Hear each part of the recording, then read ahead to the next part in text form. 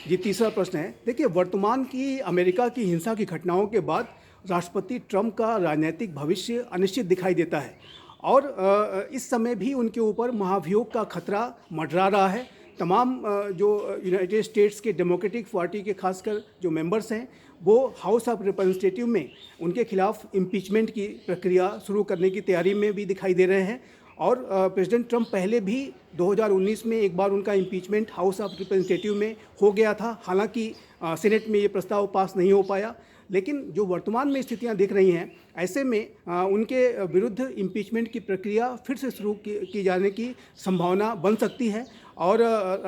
उन्हें उनके व्यवहार के लिए दंडित करने के लिए ये जो इम्पीचमेंट का प्रोसेस शुरू करने की मांग लोकतांत्रिक जो डेमोक्रेटिक पार्टी के जो मेंबर्स हैं वो कर रहे हैं। हालांकि अब उनकी प्रेसिडेंसी में मात्र 12 दिन का समय बचा है और अब उन्होंने इस घटना की निंदा भी की है और साथ ही साथ ये भी कहा है कि वो सत्ता का पीसफुल हस्तांतरण करेंगे। तो ऐसे में इस बात की संभावना कम नज़र आती है कि अब इम्पीचमेंट का प्रोसेस शुरू होगा। लेकिन बहुत सारे ऐसे अमेरिका के सांसद हैं जो कि पूरी घटना को लेकर के बेहद चिंतित हैं। जिस तरीके से अमेरिका के लोकतांत्रिक इतिहास में इसने काला धब्बा लगाया है, या उसको लेकर के वो राष्ट्रपति ट्रंप को दंडित करना चाहते हैं। ऐसे में वो उनका प्रयास है कि राष्ट्रपति ट्रंप के खिलाफ इम्पीचमेंट का प्रोसेस शुरू किया जाए। और यद्यपि कि मात्र 12 दिन का समय बचा हुआ है, फिर भी उनके खिलाफ एक इम्पीचमेंट का प्रोसेस शुरू करके उन्हें इस पूरी प्रक्रिया से गुजारा जाए और उनकी इम्पीचमेंट कराने की कोशिश की जाए। और इस बात की भी कोशिश अमेरिका के सांसद कर सकते हैं जो कि डेमोक्रेटिक पार्टी के भी हैं, और रिपब्लिकन पार्टी के सांसदों का भी उनको सहयोग मिल सकता है कि एक बार इम्पीचमेंट के लिए जो वोटिंग होती है सेनेट में, जो ट्रायल होता है, उसके बाद उन्हें कन्विक्ट करने के का जो वोट होता है, उसके बाद एक नए वोटिंग को करके उन्हें फ्यूचर में अमेरिका के किसी भी संवैधानिक पद को हासिल करने का, किसी भी सरकारी पद को हासिल करने का जो उनका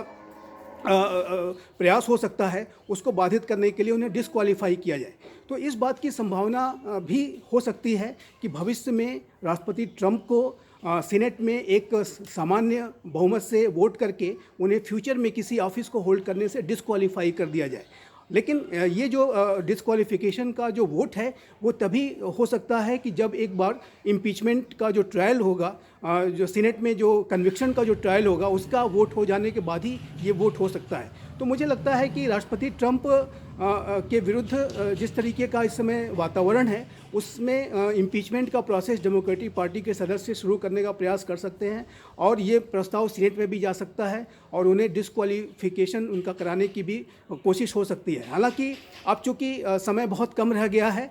इस वजह से ये प्रक्रिया कितनी आगे बढ़ेगी, और तमाम ऐसे सदस्य जैसे लिंडसे ग्राहम ने इस बात को कहा है कि चूँकि अब ये घटना हो चुकी है और इसको इम्पीचमेंट में ले जाना फिर से अमेरिका के लोकतंत्र के इतिहास में एक नया काला अध्याय जोड़ेगा। तो इसी वजह से जो सदस्य हैं अब वो इस बात से बच रहे हैं, क्योंकि राष्ट्रपति ट्रंप सत्ता हस्तांतरण के लिए तैयार हो गए हैं। तो ये बात मुझे नहीं लगता कि बहुत आगे बढ़ेगी। लेकिन ज़रूर अमेरिका की जो सांसद हैं, चाहे वो रिपब्लिकन पार्टी के सांसद हों, चाहे वो डेमोक्रेटिक पार्टी के सांसद हों, सभी इस घटना को लेकर के बेहद चिंतित हैं और इस वायलेंस को अमेरिका के लोकतांत्रिक इतिहास में फिर से न दोहराया जाए, उसके लिए कुछ ऐसे दंडित करने वाले कदम उठाने की वो कोशिश कर रहे हैं जिसके के माध्यम से एक प्रेसिडेंट सेट किया जाए ताकि भविष्य में कोई राष्ट्रपति ऐसा व्यवहार न कर सके। और तीसरी एक संभावना ये भी है कि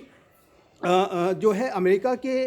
राष्ट्रपति डोनाल्ड ट्रंप 20 जनवरी के बाद जब सत्ता से हट जाएंगे तो उनके विरुद्ध एक फॉर्मल लीगल प्रोसीडिंग शुरू की जाए, हिंसा भड़काने का आरोप लगा करके, वायलेंस को भड़काने का आरोप लगा करके उनके खिलाफ, और उनके पुत्र और कुछ अन्य पार्टी के जो मेंबर्स हैं रिपब्लिकन पार्टी के, जो कि इस पूरी कवायद में जो पूरी भाषणबाजी में साथ में रहे, उनके खिलाफ जो है लीगल एक्शन लिया जा सकता है। और जो भी ऐसे लोग जो कि संसद में घुसे थे और उन्होंने कैपिटल हिल को सीज करने की कोशिश की, उनके खिलाफ ऑलरेडी जो है लीगल प्रोसीजर्स शुरू कर दिया जा चुका है, कई लोगों को अरेस्ट भी किया गया है। तो ये जो कानूनी कार्रवाई है जो कि किसी सामान्य नागरिक के विरुद्ध की जाती है, वो राष्ट्रपति ट्रंप के खिलाफ आने वाले समय में भी हो सकती है। जहाँ तक आर्टिकल 20